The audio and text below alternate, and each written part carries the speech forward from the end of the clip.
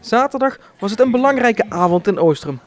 De brandende kwestie in de Oesterham was namelijk wie de opvolger van prins Roy als prins van de Karklingers zou worden.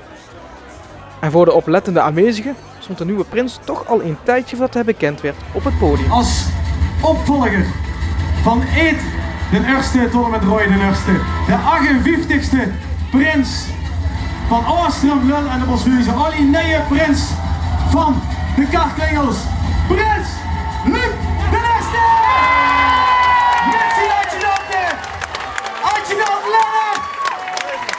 Adjudant Willem! En naar Richard!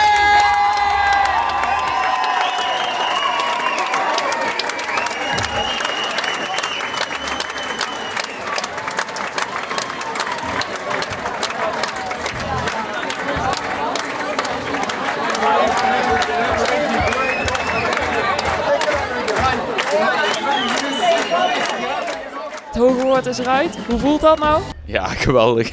Ja? Fijn. Ja, top. Was het moeilijk om het allemaal geheim te houden? Nee, eigenlijk helemaal niet.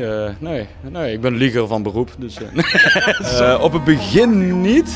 De laatste weken was het wel echt een stuk lastiger, ja. En waarom dan?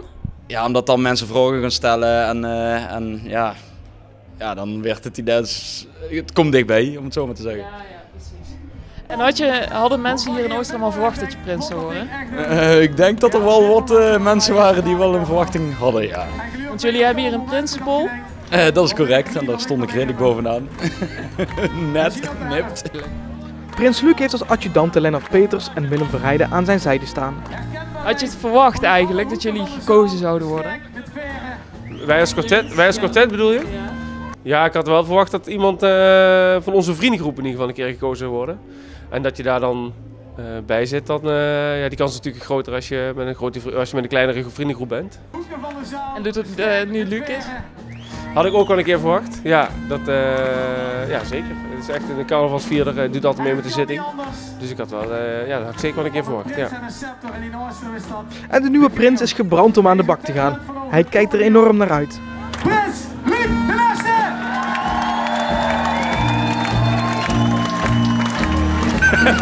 Ja, alles. De muziek, feest, alles erop en eraan. Optochten, noem maar op. Mensen bij elkaar. Ja, dat is allemaal geweldig. En waar kijk je nou echt, welk evenement kijk je echt het meest naar uit? Naar de pronkzitting of naar echt het carnavallen?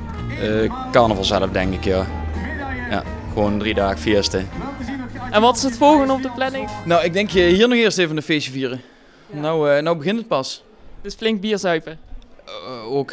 We zullen er wel een paar drinken, denk ik. Ja. En natuurlijk heeft prins Luc ook een leus. En wat is je leus?